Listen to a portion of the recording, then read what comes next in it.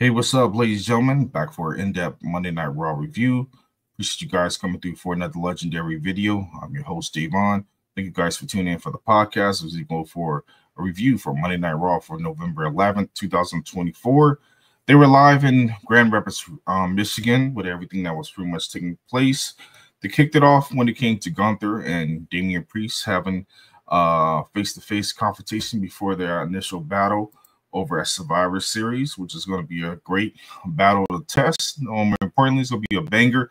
The promo started off was really delivered for what it was. Of course, Louise Kaiser got involved in the situation. Gunther kind of dictated the whole situation, but of course, Louise Kaiser got his mouth full of some stuff he shouldn't have said. More importantly, things took a turn when Damian Priest ended up knocking out Louise Kaiser, setting up for the tone for an actual match between those two. And of course, it's going to continue to pick up as we see Damian Priest continue to find his stride. More importantly, Gunther doing his thing as well. Then we get ready for the first official match of the night. We got Damage Controls fully reunited. Well, only the trios division. We had a return of Dakota Kai as she was in tag team action along with Io Sky and Kairi Sane, taking on the Pure Fusion Collective in a decent women's match, which highly delivered 100%. And of course, the ladies were able to secure the victory with a victory over the Pure Fusion Collective, as Damage Control now officially is getting the winning streaks under their belt, especially now that Io Sky is officially the number one contender for the WWE Women's World Heavyweight Championship. It was nice seeing Dakota Kai coming back, and just like she's ready to go. She looked like she was in great spirits.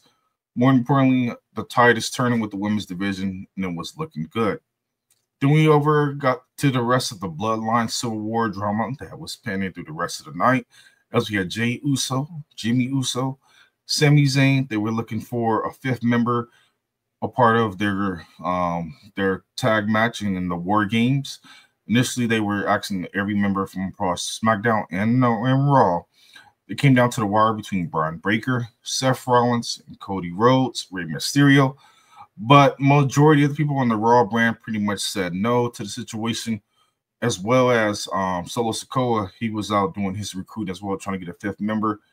He was trying to talk to Seth Rollins. Seth Rollins told him straight up no. Left the situation for what it was, but Seth Rollins let both members know he's not looking to be a part of Roman Reigns and he never wants to tag with him again. More importantly, he doesn't want to be a part of Solo Sikoa's group of being someone who is a fake tribal chief, or more importantly, a ripoff Roman Reigns. Then we get down to the big situation, as we have Kofi Kingston along with Xavier Woods taking on Pete Dunne in singles action. It was set up after a backstage altercation between R-Truth and Pete Dunne, and Kofi Kingston went to defend R-Truth, but things didn't go the way how it was set up. I figured it was going to go the way with the situation that broke down, with Xavier Woods being involved and distracting Kofi Kingston, causing him to lose the match. But in overall, it was good stuff seeing that actual match, and Pete Dunne was able to secure the victory. But more importantly, things really got into a twist when we saw the tensions between the New Day, as Xavier Woods had interrupted Kofi Kingston, who was talking to Lyra Valkyria, and pretty much told him about everything that initially was going on, calling the plays. More importantly, the tension of the 10-year anniversary is approaching, which I feel like Xavier Woods is going to turn on Kofi Kingston, and it's going to be highly interesting to see how things may turn out, but I'd be intrigued to see how that may unfold. Speaking of other faction that's out there, we have a backstage altercation with the Judgment Day. Judgment Day seems like they're at tensions of tides. Of course, Dominic Mysterio lost his number one contenders match when it came to everything that happened with Damian Priest, but he's talked about how he was able to secure the victory over Damian Priest. But of course, Finn Balor had to speak up to the plate about how everything was going on, the tensions, and getting back on track. Of course, they had a little out of who was better than who. So Finn Balor pretty much told him, before we get to our tag team match, show us what you are about. You and Carlito set up a match for a tag team match against the War Raiders before we get our hands on them, since you think you almighty and bad and you know what you're doing when it comes to racking up the wins. So we shall see how things continue to play out with the Judgment Day. Like it's going to be a long turning twist. Maybe Finn Balor may be getting kicked out as well. But we shall see how things turn out. But as well, I saw the little indicator in the backstage with the little W2K24. We had JD McDonough and Carlito playing. But you saw the tag team. It was the War Warriors on one side, and it was Dominic Mysterio and JD McDonough as a tag team defending the tag team title. So I peeped that out, and I saw that as a little Easter egg to see what was going on in the situation. Then we got to the situation that broke down when it came to Bronson Reed. He called out Seth Rollins. They got into a melee brawl.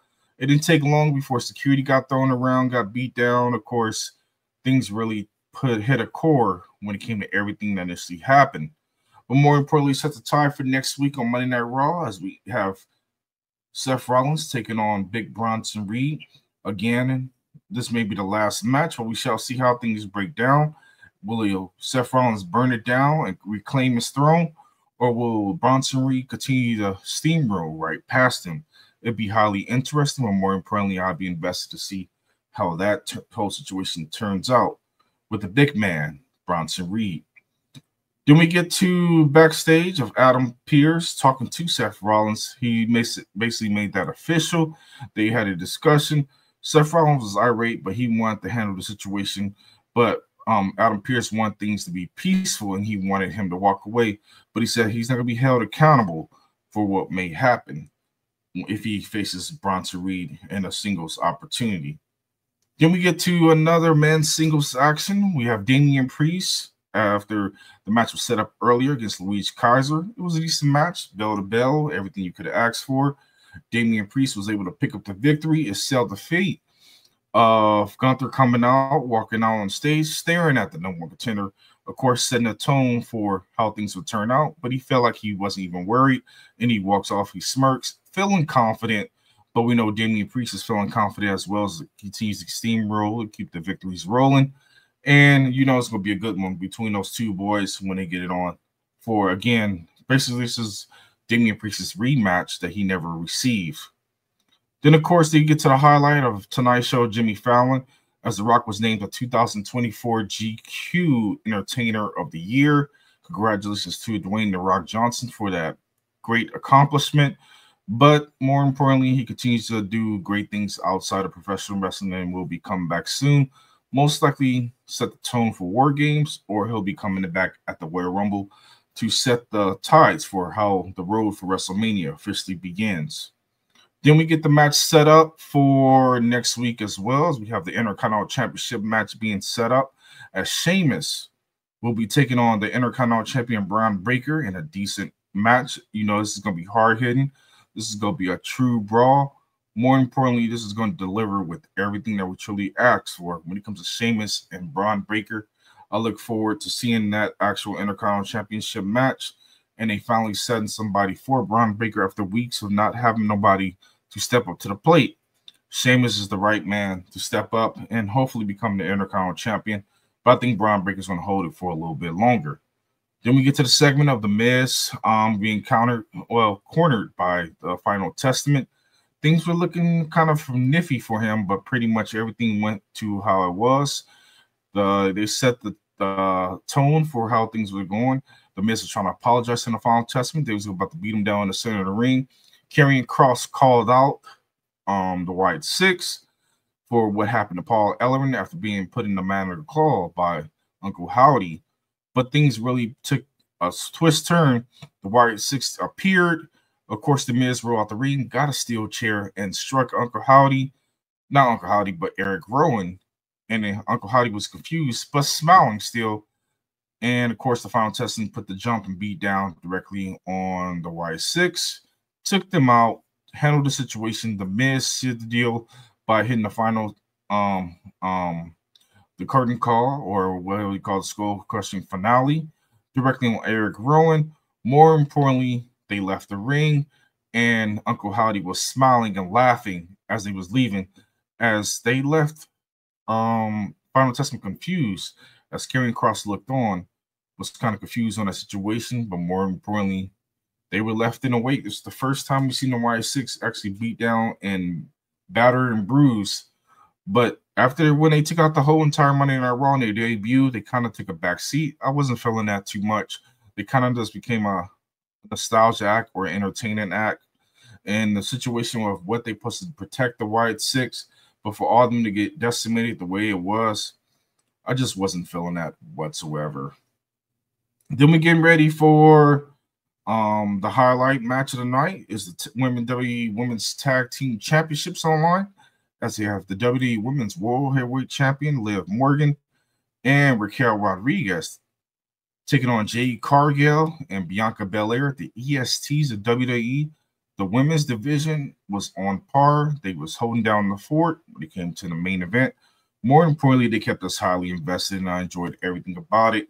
Of course, Liv Morgan and company had a bad night. When it came to everything that initially broke down, the ESTs were able to pick up the victory as Bianca Belair was able to secure the victory with the KOD on Liv Morgan. More importantly, after things broke down, we end up having Nia Jax coming down with a run-in, attacking the WWE Tag Team Champions. She's got to go for the Annihilator directly on Jade Cargill. But then things broke down as we end up having not only Naomi come out there, Io Sky, as well as we end up having so many people getting involved in this actual thing. Are they setting up for the women's war games as well?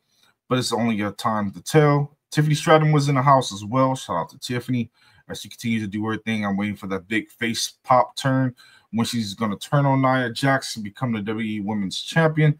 But more importantly, overall, the show was great for what it was. I enjoyed the course of everything that had took place with Monday Night Raw. But chime down in the comments below. Let me know what you guys are feeling about the whole overall show. What matches are you looking forward to seeing when it comes to Survivor Series? Would you like to see a traditional 5-man tag team match or women's tag team match? But until the next episode, I'll catch you guys later. You guys be safe. Until the next episode. Peace.